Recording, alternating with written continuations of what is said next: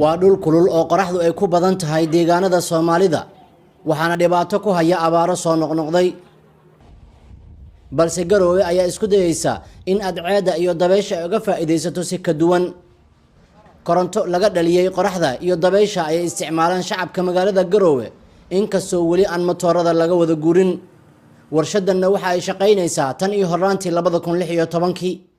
waxay isticmaashaa afar qaybood afarta qaybood waxay u kala qaybsan yihiin matooradii oo markii hore kuwii waagi hore lagu shaqayn jiray system oo solarkii oo qoraxdii oo laga faa'iideysanaya system kale oo dabayshii oo laga faa'iideysanayo marawaxadihii iyo dabka soo saaraya iyo qayb kale oo kayd ah oo baterigii oo maalinkii markuu dabku soo saarayso uu badan yahay lagu kaydsado ka bacdi habeenkiina dib looga isticmaalo oo matoorada lagu soo kabo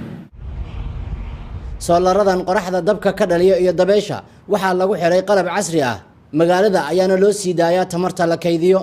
waxa isku darsamaya laynkii dabkii matoorada ka yimid oo laynka ku soo halka kaga soo dhacay iyo dabkii solarka ka yimid oo laynka halka kaga soo dhacay saddexda kale u jeedo calaamad ku sawran tahay turbiinkuna waa saddexdii dabaylood ayaguna dabkooda hadda arkaysa halka waxa weey inta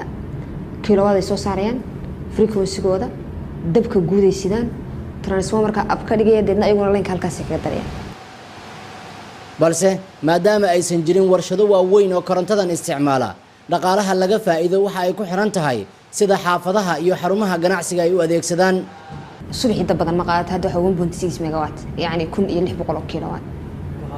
laakiin habeenkii dab badan habeenkii anna inagu industries ma haysano ma jiro warshado ma jiraan waa waxa inoo shaqeeyo makhaayado iyo guryo